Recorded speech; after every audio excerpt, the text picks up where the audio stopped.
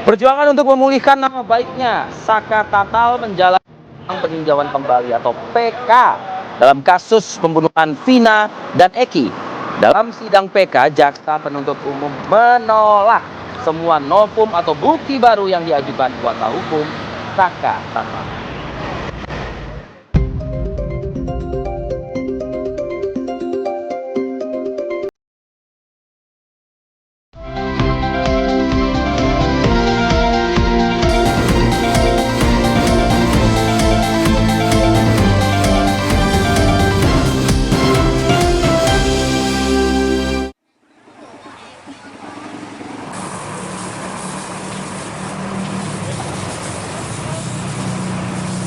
Tumpukan ratusan palet kayu di halaman salah satu gudang di Desa Kemudo, Kecamatan Prambanan, Kabupaten Klaten, Jawa Tengah, hangus terbakar. 2 armada pemadam kebakaran dan 1 truk tangki air BPBD ini dikerahkan ke lokasi kejadian. Petugas langsung berjibaku untuk menjinakkan nyalanya api. Belum diketahui secara pasti penyebab kebakaran.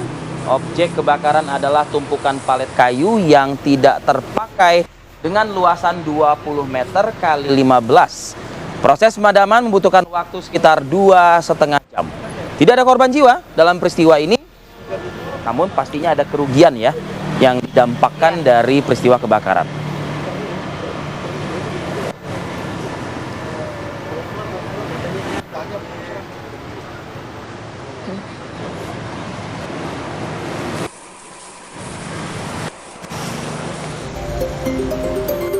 Assalamualaikum warahmatullahi wabarakatuh. Selamat pagi pemirsa TV One. Selamat pagi. Good morning. Pada banyak yang lari pagi. Udaranya dingin, tapi banyak juga nih netizen yang hatinya panas sebenarnya. Apa kok hatinya panas? Gara-gara ngeliat Cia pakai baju merah. Ini menyala ya sebenarnya, bukan bikin panas. Menyala Cia aku. Jadi bikin panas nih karena ada dari kata-kata lah ya yang disampaikan komika. Coki Pardede dan Indah G yang merupakan YouTuber. Aduh, bikin panas banget ini. Kenapa bikin panasnya? Mungkin karena soal aksi ada beberapa masyarakat mungkin yang menaruh perhatian khusus terkait dengan banyaknya korban jiwa yang berjatuhan di Gaza. Terutama mungkin para anak-anak ya. Jumlahnya gue semakin hari terus bertambah dari aksi Zionis Israel di Gaza, Palestina. Jadi di mana sisi kemanusiaannya justru masih menunjukkan bahwa mereka itu pro Israel. Betul. Ketawanya pun juga kayaknya ini ya, seru ya ketawanya. Iya. Ketawain apa sih itu? Nanti kita bahas, kita dalami ya, apakah bisa dalam hukum pidananya ya. Kita hadirkan terlebih dahulu sejumlah informasi, diantaranya penyelundupan 30 kg narkoba jenis sabu ini ditemukan ataupun digagalkan aparat Polda Lampung di gerbang keluar tol Bakauheni Selatan. Penyelundupan dilakukan 7 anggota jaringan narkoba Malaysia Medan yang ditangkap dari sejumlah lokasi yang berbeda. 1 unit mobil minibus dicegat aparat Direktorat Narkoba Polda Lampung di pintu keluar tol Bakauheni Selatan. Mobil tersebut akhirnya bisa diadang setelah melalui proses pengejaran. 2 orang di dalam mobil ditangkap sebagai hasil dari perburuan oleh tim gabungan Dit Narkoba Polda Lampung, Satuan Patroli Jalan Raya, dan juga Polres Lampung Selatan. Dalam mobil ditemukan puluhan paket narkotika jenis sabu yang disimpan di dalam 3 tas besar. 2 orang pun langsung dijadikan tersangka atas nama Ardiansah dan Syafa Zahira. Pengungkapan berawal dari penangkapan sebelumnya terhadap 2 pelaku, di mana keduanya berperan memantau tugas polisi di Pelabuhan Bakauheni, Lampung.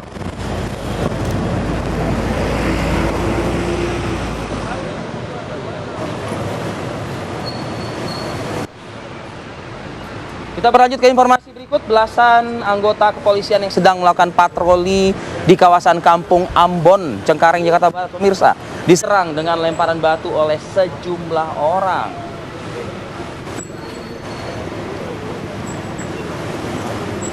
Dalam rekaman amatir yang beredar di media sosial, sejumlah warga terlihat melakukan penyerangan terhadap belasan petugas kepolisian yang sedang melakukan patroli di posko Kampung Tangguh Jaya di Kompleks Perumahan Permata Cengkareng atau yang lebih dikenal dengan istilah Kampung Ambon. Penyerangan tersebut dilakukan dengan lemparan batu ke arah petugas. Diketahui Kampung Ambon ini di Kecamatan Cengkareng, Jakarta Barat masih menjadi tempat favorit mengedarkan narkoba jenis sabu.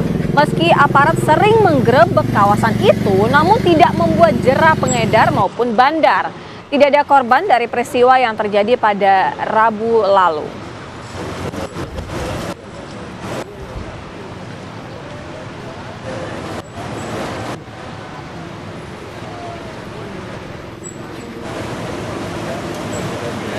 Pemirsa, ada-ada saja banyak bantal tempat duduk penumpang kereta cepat Wush ini hilang diambil penumpang. Kemana perginya, Ra? Aduh, ini gimana sih masyarakat kita ya? PT KCIC menyayangkan perilaku penumpang yang tidak menjaga fasilitas bantal pada sandaran kursi kereta kelas premium ekonomi di rangkaian kereta cepat Wush. General Manager Corporate Secretary KCIC Eva Heronisa mengatakan sampai dengan Juli 2024 sudah terjadi 6 kejadian hilangnya bantal dari kursi kereta Wush. Waduh. Sebegitu bagusnya mungkin ya. Iya, bisa terus ada jaminan mimpinya indah gitu kali ya.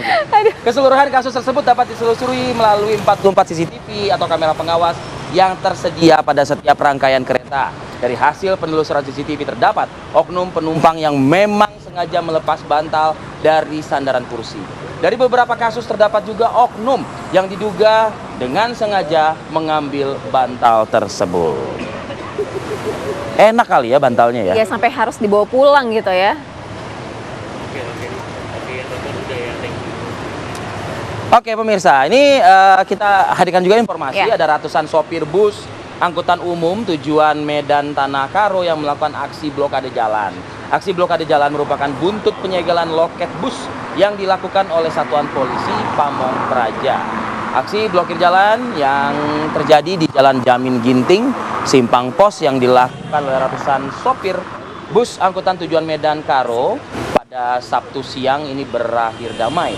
Aksi tersebut buntut dari penyegelan yang dilakukan oleh Satpol PP Kota Medan pada Sabtu pagi. Menurut para sopir, aksi Satpol PP tersebut represif tanpa adanya sosialisasi terlebih dahulu. Ratusan sopir tersebut memblokade persimpangan Jalan Jamin Ginting, Simpang Pos dengan cara memarkirkan bus mereka di tengah jalan. Aksi ini dilakukan pasca sidak yang dilakukan oleh Wali Kota Medan, Bobi Nasution, yang melarang loket bus untuk beroperasi di sekitar Jalan Jamin Ginting, Kota Medan.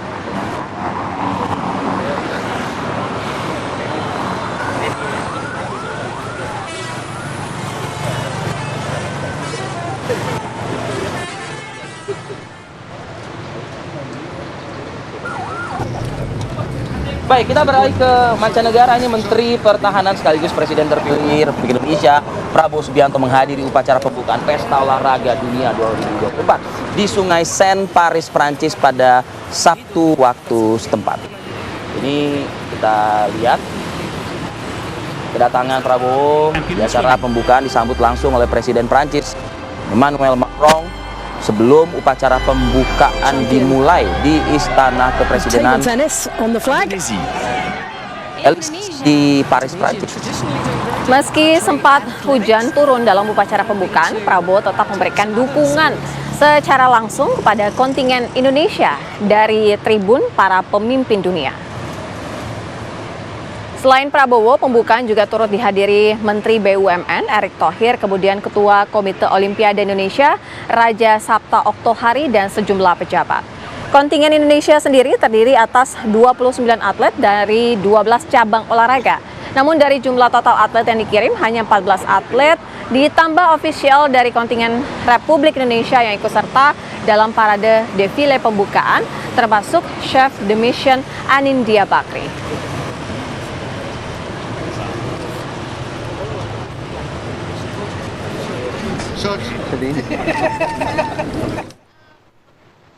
Pemirsa, kontingen Indonesia yang dipimpin oleh Chef de Mission Anindya Novian Bakri larut dalam suasana parade meski di bawah guyuran hujan. Meski hujan deras membasahi ibu kota Prancis jelang pembukaan Pesta Olahraga Dunia, tak menyurutkan semangat dan antusias kontingen Indonesia di bawah Chef de Mission Anindya Novian Bakri. Apalagi dengan mengenakan busana yang anggun dan elegan, Kontingen Indonesia yang berisikan 14 delegasi, baik atlet maupun ofisial, begitu percaya diri dan bersemangat saat berada di bus menuju venue pembukaan. Alhamdulillah, walaupun hujan di luar, karena baju kita dibuat bisa dibilang anti hujan. Nah, jadi tidak berubah bentuk warnanya. Apalagi caranya putih kan cepat untuk kering.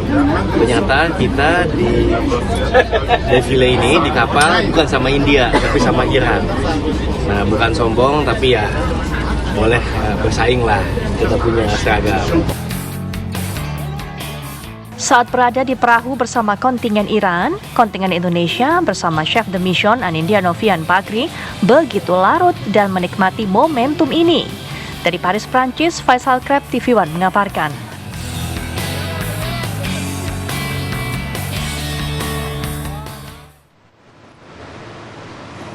Pemirsa, usai jeda kami akan menghadirkan di mana seseorang ini pelaku dengan tega memukul ataupun menganiaya dan menusuk pisau tetangganya sendiri karena menggeber-geber motor. Jadi ada komunikasi yang tidak berjalan. Iya. Tapi apakah memang ada kejadian-kejadian pendahulu gitu ya yang memicu akhirnya perbuatan ini dilakukan oleh pelaku? Sesaat lagi kita akan dalami informasi ini. Tetap bersama kami.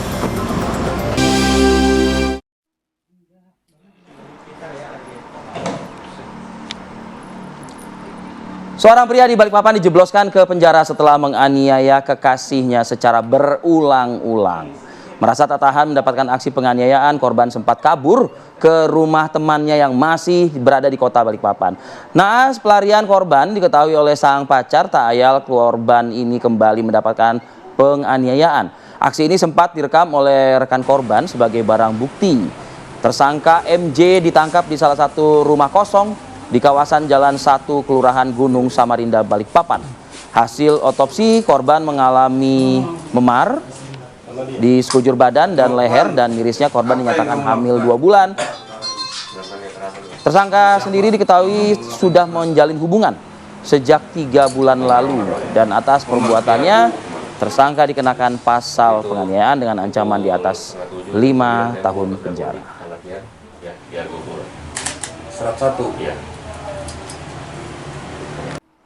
Kami hadirkan pemirsa informasi mengenai seorang pria di Kabupaten Pringsewu, Lampung meregang nyawa di lantai masjid dengan kondisi yang berlumuran darah dengan luka bacokan di sekujur tubuhnya yang dilakukan oleh tetangganya sendiri.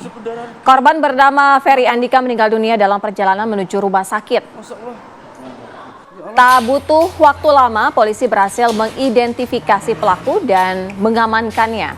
Saat diperiksa oleh penyidik di Mapolsek Gading Rejo, pelaku mengakui semua perbuatannya telah menghabisi nyawa tetangganya sendiri. Pelaku mengaku kesal dengan korban yang kerap menggeber-geber motor dengan knalpot brong di samping kamar pelaku. Korban sempat menegur pada saat itu. Pelaku sempat menegur korban namun tidak didengarkan dan tetap mengulangi ulahnya hingga korban pun tersulut emosi.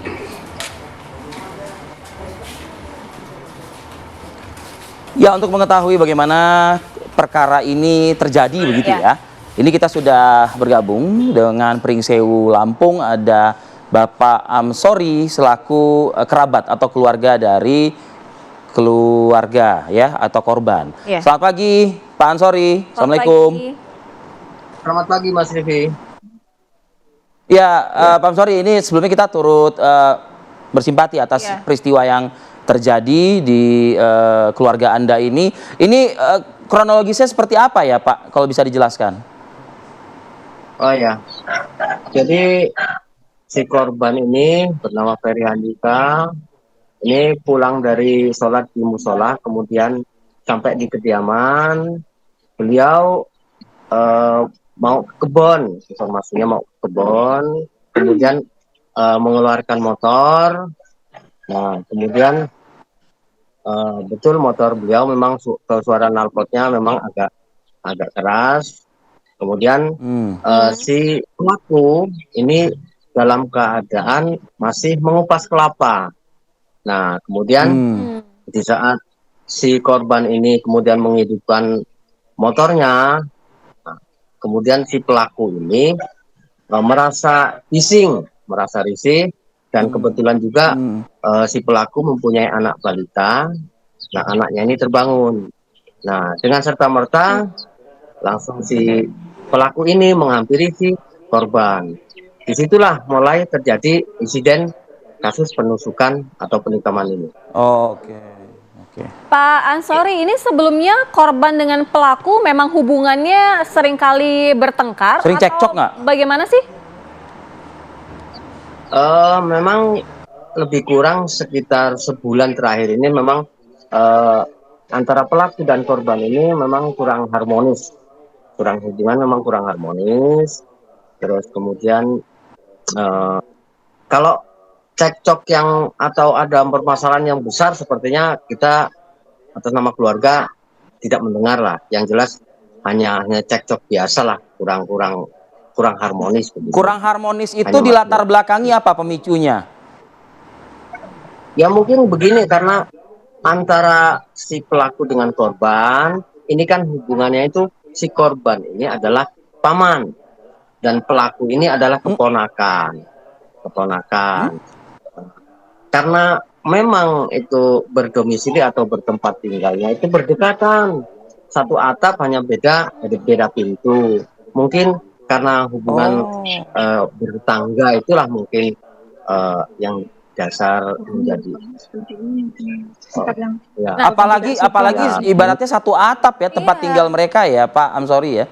Iya, satu atap hanya beda pintu, karena antara si korban dan pelaku ini tinggal di perumahan di pondok.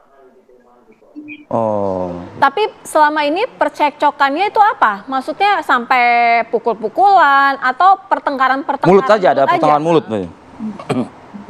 Tidak, jadi hanya pada saat kejadian sangat cepat, memang kejadiannya itu memang begitu si korban ini kemudian menghidupkan motor dan merasa bising, kebetulan juga memang si pelaku ini memang lagi memegang sajam karena mengupas kelapa. Nah, kemudian terjadilah penusukan. Nah, dan sebetulnya kejadiannya begini. Jadi kejadian yang pertama di TKP yang dua TKP. Di TKP yang pertama itu kan di depan rumah, di komplek rumah. Si korban ini sudah ditikam beberapa kali, lebih kurang antara 4-5 kali. Kemudian si korban ini sudah berteriak, artinya sudah mohon ampun lah, intinya sudah. Kemudian si korban ini berlari ke bawah di masjid, lebih kurang sekitar ada 30 meter dari rumah masuk masjid. Intinya minta pertolongan karena di masjid masih ada orang jikiran. Tapi si pelaku ini terus masih memburu terus. Akhirnya kejadiannya itu penghabisan nyawa si korban ini di dalam masjid. Baik, terima kasih Pak Ansori selaku dari keluarga. Kita turut prihatin Pak ya atas peristiwa yang terjadi ya Pak. Yang terjadi. Semoga keadaan juga tidak ada lagi hal-hal seperti ini. Terima kasih Pak Ansori. Assalamualaikum Pak. Salam buat keluarga Pak. Pemirsa, usai jeda kita akan membahas yang ramai diperbincangkan di media sosial. Ini lagi-lagi di mana simpatinya, di mana dari sisi kemanusiaan ya. Kita akan bahas mengenai statement yang dikeluarkan oleh Coki Pardede dan juga Indah G usai jeda.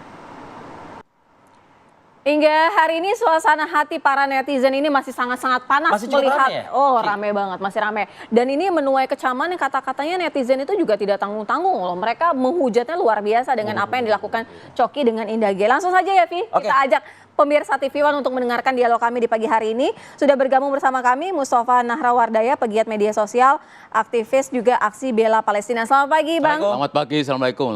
Ditahan dulu ya sebelum nanti. Makanya tuh dia tuh. Iya, Mas Tova udah kenceng. Mas Tova udah kenceng banget. Nah sebelum tadi kita mulai juga udah mulai menggebu-gebu. Tapi kita juga sudah berhubung dengan Profesor Muzakir, pakar hukum pidana UII Yogyakarta. Selamat pagi, Assalamualaikum Prof. Assalamualaikum Prof. Waalaikumsalam warahmatullahi wabarakatuh. Selamat pagi semuanya. Ya. Selamat pagi. Pagi, sebelum kita akan membahas mengenai segi hukumnya, saya pengen tahu juga nih, dari Bang Nara sendiri, Bang Tovan ini melihatnya gimana nih? Apa yang sudah dilakukan dua orang ini?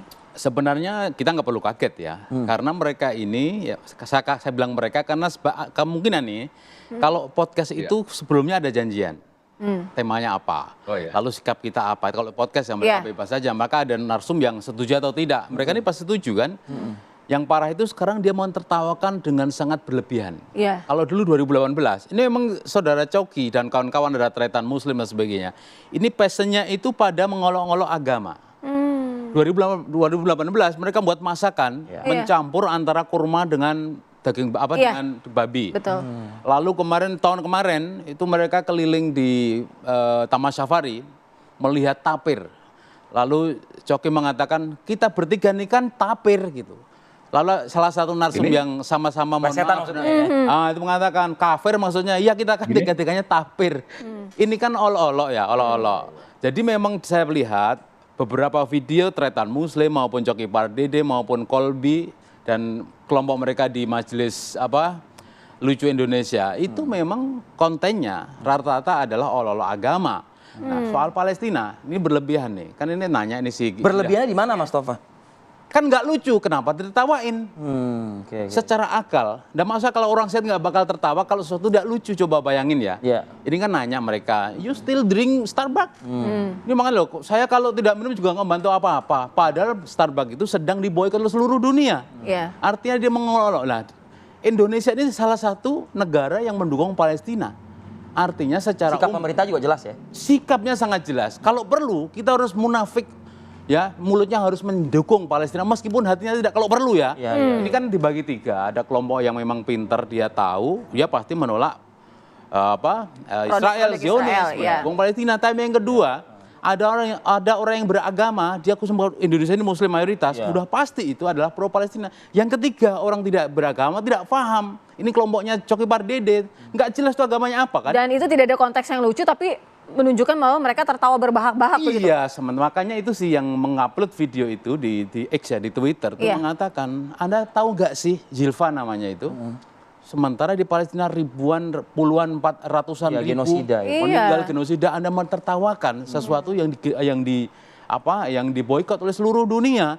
Ini kan saya nggak paham ini, orang ini terlalu pintar atau dia beragama atau dia tidak beragama, di mana tiga kelompok ini dia posisinya. Tapi yang pasti konten-konten mereka ini sungguh-sungguh sangat menyakitkan umat seluruh dunia, karena untuk membela Palestina tidak harus beragama juga nggak apa-apa, yang penting dia manusia. Kan begitu. Sisi kemanusiaan ya besar ya. Sisi kemanusiaan, jadi nggak harus Islam, nggak harus Kristen, nggak harus Hindu. Yang penting dia manusia, udah pasti dia akan nangis melihat pembantaian maupun genosida di Palestina, di Gaza, kan begitu. Jadi siapapun yang melihat video itu udah pasti sakit hatinya. Sakit. Padahal dalam seminggu ini di Jakarta itu ya kemarin Pak Din memimpin ya gerakan pro Palestina, anti Zionis. Yang pekan kemarin, yang pekan hari ini, yang kemarin hari Sabtu. Hari Sabtu kemarin lebih gede lagi ya, Indonesia Peace Convoy ke Kemayoran, Parkiran Barat. Ratusan ribu orang berkumpul dalam rangka apa? Mendukung pemerintah ya untuk menyelesaikan kasus Palestina dan Zionis supaya ini nggak terjadi lagi, berhenti pembantaian itu loh. Kan ini tertawa-tawa terbabak kayak gitu. Hatinya di mana gitu. Nah itu sisi kemanusiaan. Kita juga mau tanya, krisis hati. Kita juga mau tanya ya, sebenarnya kalau misal dari sisi hukumnya akan seperti apa? Prof. Muzakir, akankah ini bisa dikenakan dengan aspek hukum? Jadi ini kan konteksnya itu kan negara ya, yang dibela adalah kemanusiaan ya. Jadi kalau face to face terhadap hukumnya itu nampaknya agak sulit untuk dimasukkan di dalam kelompok, misalnya saja penghinaan agama juga agak sulit. Walaupun yang istilah yang reaksi yang keras itu dari kelompok agama Islam misalnya begitu. Demikian juga agama-agama yang lain juga keras, dan agama-agama di dunia juga keras sekali. Jadi agak sulit untuk dimasukkan dalam kelompok itu karena konten materinya adalah mentertawakan tentang boikot ya. Saya lebih pada tadi saya sependapat sekali dengan apa yang direaksi atau pendapat yang disampaikan tadi, bahwa yang inti pokoknya adalah ini orang, tadi bagus sekali pertanyaannya, ini beragama atau tidak. Kalau memang tidak beragama, memiliki jiwa kemanusiaan yang adil dan beradab atau tidak gitu. Ini konteksnya dalam negara kita Pancasila. Jadi dalam Pancasila itu selalu dikatakan di situ kemanusiaan yang adil dan beradab.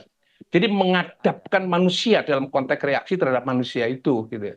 Nah, kalau sekarang ketawanya sampai kaki pun juga ikut ketawa dinaikkan di meja begitu, itu menunjukkan apa reaksi terhadap perilaku yang tidak manusiawi dan tidak beradab itu, terus kemudian dia ketawa dan reaksi boikot diketawakan.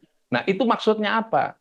Kesimpulan yang bisa ditarik bahwa dia adalah pendukung Zionis, gitu ya. Israel yang sekarang sedang melakukan perbuatan yang tidak manusiawi terhadap rakyat Palestina. Nah, yang menjadi masalah apa? Apa reaksi kita harus terhadap orang ini ya?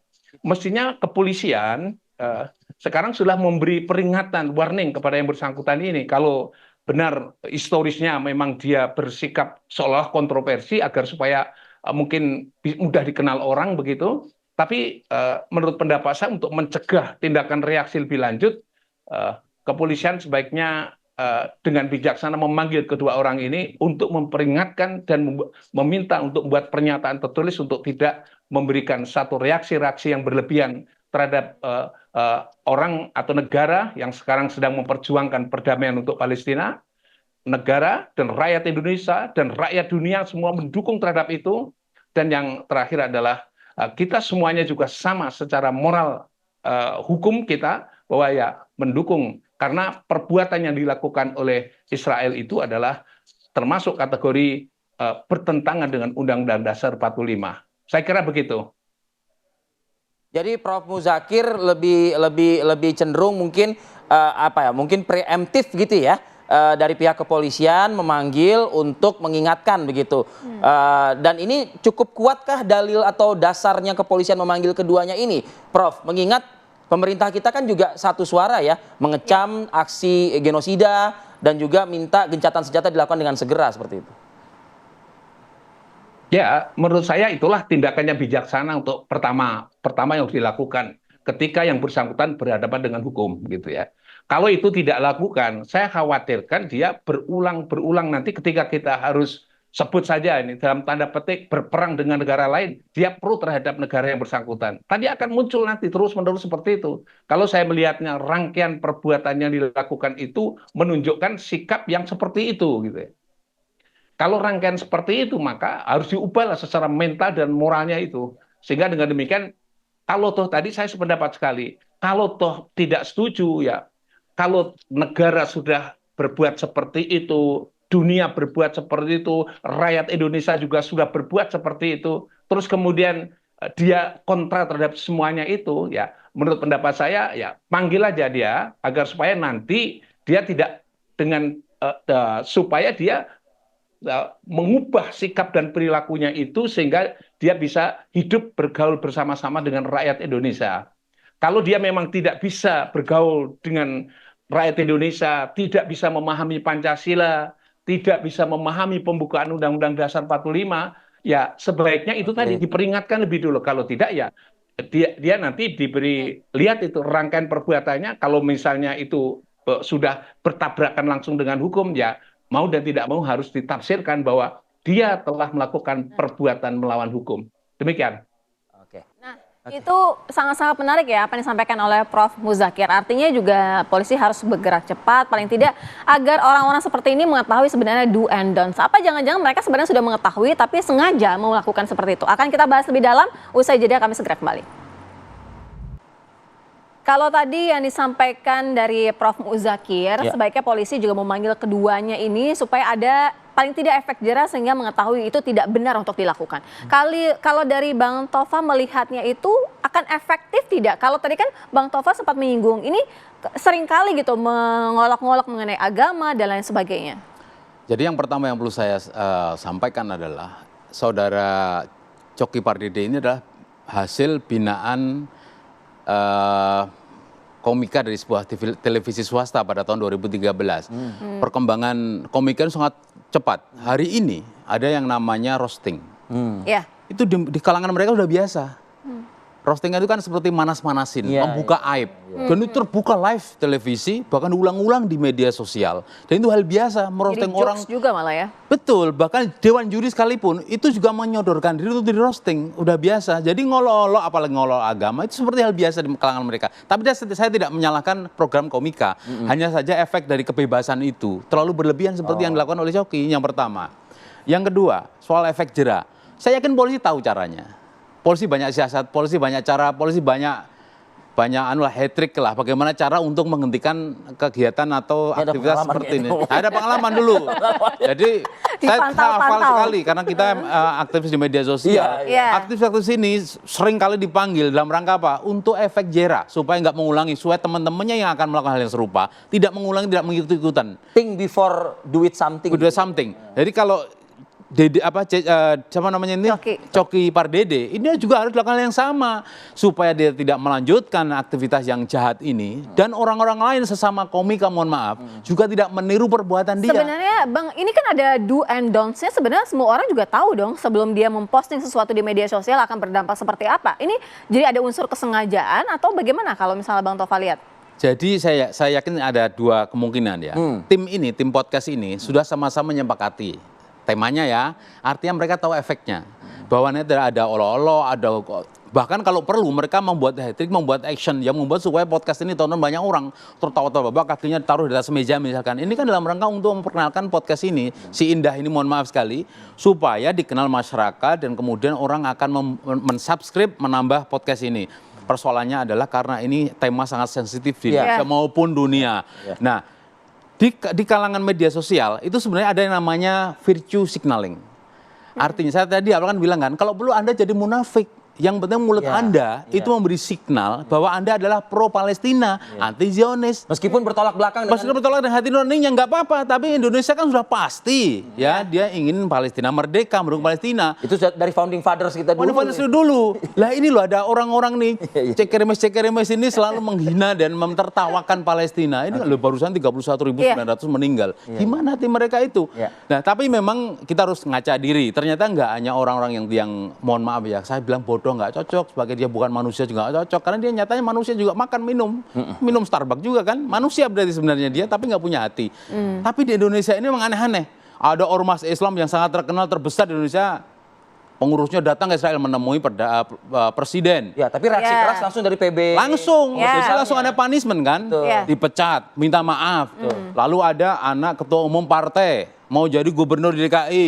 Posting juga, Starbucks postingnya bukan di tempat biasa, di Masjidil Haram. Ini kan sangat menyakiti. Tapi dia minta maaf, kemudian melakukan action ya, memberi minuman, makanan pada anak-anak. Lalu ya saya nggak bilang pura-pura ya. Setidaknya satu munafik tadi memakai bando bergambar Palestina. Itu hanya dirinya dan Tuhan dan Tuhan yang tahu. mengetahui. Tapi ini kita perlu sampaikan, tunjukkan pada masyarakat bahwa kami sebagai manusia normal, meskipun tidak beragama sekalipun harus peduli, bukan melawan mayoritas ini. Seperti itu. Oke, Mas Tova, ini sebelum ke Prof. Muzakir, saya ingin, karena tadi sudah disinggung gitu ya, ada beberapa oknum yang mengklaim dirinya adalah pengurus begitu ya, justru malah berbincang, berdialog begitu ya dengan Zionis Israel gitu. Nah, apa sih Mas kira-kira yang terjadi saat ini di tanah air kita ya?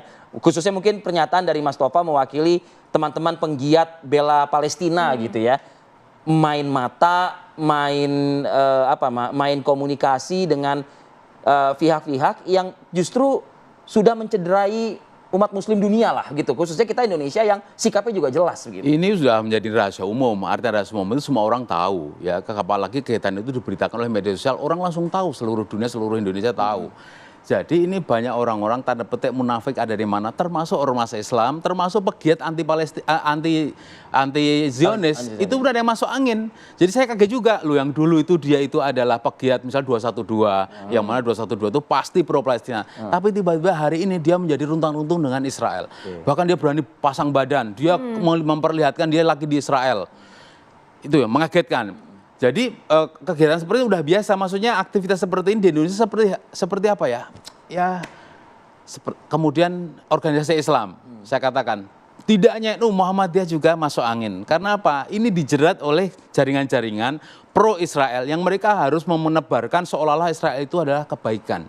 Gimana pun kebaikan. Maka mereka masuk ke lembaga-lembaga Islam, termasuk Muhammadiyah, NU, dan lembaga-lembaga lain, yang mereka kemudian dipengaruhi dengan bekerja sama. Ini udah rahasia umum, artinya kalau saya tutupin saya malah malu. Orang media sosial kok nggak tahu kan gitu kan. Jadi ini kita harus berkaca, muhasabah diri bahwa kita ada masalah besar di Indonesia ini dan ini mungkin susah untuk memutus jaringannya. Karena udah bekerja sama udah lama. Dan daftar lembaga-lembaga itu sudah ditulis oleh media mainstream maupun media sosial. Kita harus malu bersama-sama. Oleh karena itu, ini tentu rahasia kita semua ya, sebenarnya rahasia, tapi harus kita buka supaya nggak berlanjut, termasuk Coki dan kawan-kawan ini. Bolehlah Anda guyon-guyonan, roasting dan sebagainya, tapi hindari yang sara, sentimen sara. Ini kan penting. Jangan sampai kemudian yang lain pada sedih, nangis, dia tertawa-tawa. Di mana itu posisi diri itu di mana? Ini harus kita selesaikan. Ya. Baik, kita ke Prof. Muzakir. Prof. Muzakir, ada tidak cara lain selain dari proaktif yang dilakukan kepolisian? Apakah masyarakat seluruh Indonesia ini bisa berbondong-bondong melaporkan apa yang dilakukan Coki dengan Indah ini? Atau ada cara-cara lain untuk efek jerah? Ya, kalau misalnya dia masyarakat itu berbondong-bondong laporkan kepada polisi. Sekarang dasar hukumnya polisi apa? Terkait dengan ketidaksetujuan yang bersangkutan terhadap boikot itu, dengan meledekkan bahwa boikot itu percuma saja gitu dan seterusnya. Nah, itu kata boikot itu ujung-ujungnya tidak ada menentang boikot itu juga sah juga, dalam arti kata tak ada perbuatan yang bisa dikenakan pasal terhadap yang bersangkutan gitu. Nah, tadi sudah saya dengar bagus sekali, dan reaksi terhadap yang bersangkutan lantas bagaimana? Saya sebagai bidang hukum pidana yang kemudian saya harus bisa menjelaskan bahwa perbuatan-perbuatan dalam bidang-bidang yang lain yang dia melanggar etika berbangsa dan bernegara dalam reaksi terhadap sesuatu perbuatan dari suatu negara yang bertentangan dengan ideologi Pancasila, bertentangan dengan pembukaan Undang-Undang Dasar 45. Ya mestinya kita kompak atas nama negara harus memberikan reaksi yang sama. Kalau negara sudah menegosiasi melalui lembaga-lembaga internasional, itu sudah dilakukan mendukung untuk proses hukum dan seterusnya, masa kita sebagai bagian daripada rakyat Indonesia yang berpancasila, berpembukaan Undang-Undang Dasar 45, tiba-tiba melecehkan sesuatu reaksi terhadap negara tertentu dan terhadap Israel. Dan yang kedua adalah pemerintah sudah usaha seperti itu, dunia juga melakukan hal yang sama, bangsa Indonesia seluruhnya melakukan hal yang sama, agama apapun, tapi tiba-tiba ada dua gelintir manusia ini malah justru memberi reaksi yang berbeda, mentertawakan satu ketertawaan yang tertawanya mengejek yang luar biasa. Ya, nah saya ingin sampaikan bahwa mestinya etika bernegara itu harus dijaga, dan oleh karenanya kepolisian harus memanggil yang bersangkutan itu. Masukkanlah perilaku mereka sekarang ini itu ke dalam filenya kepolisian. Saya ulangi lagi, dimasukkan file kepolisian. Nanti kalau suatu saat dia berbuat sesuatu yang lain yang mirip-mirip sama tapi melanggar hukum, alasan untuk bisa cepat memproses dan memprioritaskan yang bersangkutan begitu. Sehingga dengan demikian nanti untuk menghindari apa yang disebut reaksi yang bersifat individual, ya. Saya ulangi lagi, menghindari reaksi yang bersifat individual kepada yang bersangkutan. Karena ini menyangkut namanya harkat dan martabat kemanusiaan yang adil dan beradab. Ya. Baik, terima kasih Prof. Muzakir, terima kasih Bang Tova, terima kasih.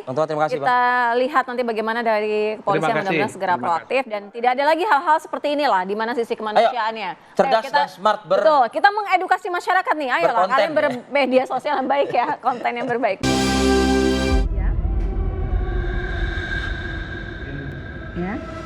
Perjuangan untuk memulihkan nama baiknya, Saka Tatal menjalani sidang peninjauan kembali dalam kasus pembunuhan Vina dan Eki. Dalam sidang PK, jaksa penuntut umum menolak semua novum atau bukti baru yang diajukan kuasa hukum Saka Tatal. Padahal novum tersebut untuk membuktikan bahwa kliennya tidak bersalah dalam kasus Vina. Keputusan memang ada di hakim yang memimpin sidang PK kali ini. PK diterima, keputusan itu juga akan berdampak pada terpidana lainnya dalam kasus ini. Sementara kalau PK ditolak, status Saka Tatal sebagai mantan terpidana tetap melekat. Secara aturan hukum, PK hanya bisa membebaskan tuduhan dan tidak bisa menambah hukuman yang telah ditetapkan. Novum baru dan saksi yang dihadirkan pun menjadi penentu hasil sidang PK tersebut. Tim TV One mengabarkan.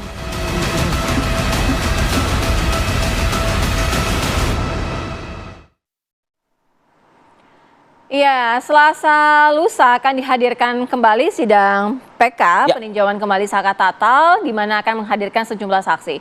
Dan kita akan mendalami kasus ini. Kita sudah bergabung bersama dengan Ibu Titin Priyalianti, merupakan kuasa hukum Saka Tatal, dan juga dari kuasa hukum Ibtu Rudiana, Pitra Robadoni Nasution. Selamat pagi, Bu Titin dan Bang Pitra. Bang Pitra. Selamat pagi, Sapira dan Ya, Bang Ari. saya ke Bang Pitra terlebih dahulu. Bang Pitra, ini kan orang sedang mencari keadilan begitu dengan mencoba untuk PK. Apa yang maksud statement dari Anda? Unsur pidananya akan seperti apa? Unsur hukumnya disampaikan apa?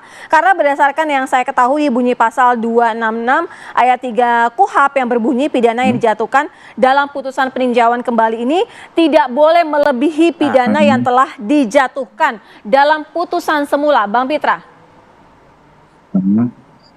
Ya, saya kira nanti akan dilihat apakah pengajuan PK itu dengan iktikat baik atau tidak. Jadi kalau memang dia sudah bebas murni itu ya tentunya tidak bisa ditambah karena yang bersangkutan itu sudah bebas murni, akan tetapi pertimbangannya itu ditolak atau diterima. Lain cerita kalau memang yang bersangkutan itu masih dalam menjalani proses pidananya. Contoh, dia masih dihukum 20 tahun dan dia melakukan PK. Kalau ada hal-hal lainnya yang memberatkan para pemohon PK ini dan dibuktikan oleh jaksa penuntut umum yang memberatkan dia, itu akan menjadi pertimbangan dan catatan bagi majelis hakim PK untuk menjatuhkan vonis seperti itu. Terus yang kedua terkait dengan peninjauan kembali yang diajukan oleh rekan Titin, itu ada 10 novum yang saya amati. Dan 10 novum itu 90%-nya itu bukti digital semuanya. Yang artinya bukti digital ini diragukan keabsahannya dan diragukan keakuratannya. Karena seperti foto-foto tadi itu diambil dari bukti digital, diambil dari handphone contohnya, diambil dari kamera di XLR contohnya. Nah, kalau bukti digital itu sesuai dengan peraturan yang ada, haruslah terlebih dahulu diuji di dalam laboratorium forensik. Siapa yang bertanggung jawab dan siapa yang menjamin bukti digital yang mereka ajukan itu bukan hasil editan atau bukan hasil edit, sehingga tidak merubah metadata keaslian daripada bukti digital tersebut. Nah, sedangkan kita lihat sendiri bukti digital yang mereka ajukan itu sama sekali tidak ada hasil forensiknya, sehingga itu tidak dapat dijadikan alat bukti yang sah secara hukum, dan itu harus ditolak dan dikesampingkan. Ditambah lagi mereka itu menampilkan video-video audiovisual dan lain-lainnya, itu tidak bisa dipertanggungjawabkan keaslian dan keakuratannya karena bisa dikategorikan ada beberapa metadata yang berubah seperti itu. Apakah karena ini semua penjelasan Anda tadi secara poin ke poin begitu, ini yang justru akan menjadi bumerang buat Saka Tatal begitu, dengan Anda menyebutkan ini jangan-jangan bisa dipenjara lagi dengan ancaman hukuman seumur hidup, kata Anda seperti itu? Iya, bisa saja kalau memang nanti yang diajukan itu bukti rekayasa, itu mungkin pidana baru ya, dan jaksa penuntut umum bisa membuat laporan polisi dengan bukti digital rekayasa apabila nanti ada pengubahan data keasliannya. Itu memunculkan potensi pidana baru. Karena kita ketahui, kita mengajukan bukti ke persidangan itu haruslah otentik dan sah secara hukum tanpa ada editan-editan. Bagaimana kalau mereka mengambil bukti itu dari TikTok? Dan ada editing-editing di penggal-penggal videonya, dan itu tidak sesuai dengan akurasinya, sehingga ada yang diubah metadatanya. Baik, Bang dan Pitra. itu menimbulkan pidana seperti itu. Ini yang harus dipahami dulu oleh kita masyarakat Indonesia seperti Bang itu. Pitra, kita langsung tanyakan ke Bu Titin, digital Menanggapi hal bukti, ini. ya menanggapi hal itu. Jadi gini Mbak, waktu jaksa menolak, termohon menolak 5 novum yang sifatnya visual, jaksa kan menyatakan kalau ke-5 novum yang berupa foto-foto yang tim tuangkan di dalam memori PK itu merupakan keadaan di rumah sakit, keadaan Vina dan Eki di rumah sakit, bukti motor, kemudian bukti daging di baut tiang penyangga. Waktu itu di persidangan, termohon menyatakan itu bukan novum karena sudah ada di dalam berkas sidang terdahulu 2016. Padahal kalau misalnya ungkapannya itu bukan novum karena sudah ada berkas, diselaraskan dengan apa yang disampaikan Mas Fitra yang ganteng, kan berarti jaksa dulu kan yang melampirkan berkas itu kan jaksa. Ketika kami melampirkan berkas novum sebagai novum visual itu, apa?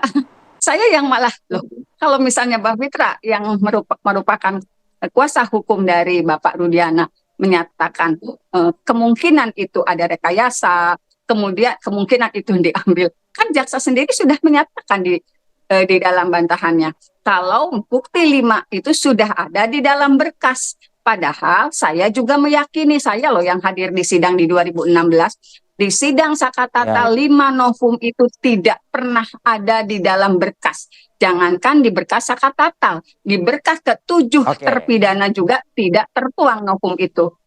Begitu, Mas. Baik, Bu Titin. Baik, artinya yang disampaikan oleh Bang Fitra tadi kalau misalnya hati-hati loh kalau misalnya ini jadinya ujungnya rekayasa. Itu terbantahkan ya, Bu Titin ya? Iya, terbantahkan. Orang jaksa juga sudah menyatakan ada dalam berkas di 2016. Padahal yang jaksa termohon tidak ketahui adalah itu belum tertuang. Karena kalau misalnya itu tertuang, itu foto Vina mohon maaf dari ujung kaki sampai ke batas perut. Kalau misalnya itu sudah tertuang, bagaimana jaksa meyakini telah terjadi pembunuhan dan pemerkosaan karena badannya mulus? Bagaimana jaksa meyakini telah ada penusukan karena perutnya juga tidak ada lubang penusukan? Karena foto itu memang foto-foto yang menggambarkan secara jelas. Oke, Bu Titin, artinya dengan pernyataan hati-hati loh ini akan berpotensi menjadi pidana baru. Ini apa menurut Anda dan tim kuasa hukum Sakatatal? Apakah ini ancaman? Ya, kalau yang ancam saya, yang ancam Sakatatal sih udah banyak kan, Mas. Bukan Mas Fitra aja.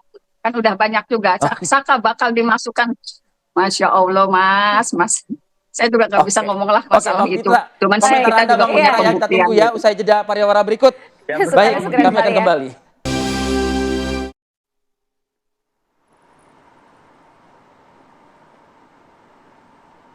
Ya, kita lanjutkan dialog saya ke Bang Fitra. Bang Fitra, tadi apa yang dikatakan oleh Bu Titin gitu ya, bahwa novum-novum itu sebenarnya belum pernah. Jadi artinya itu novum baru loh sebenarnya.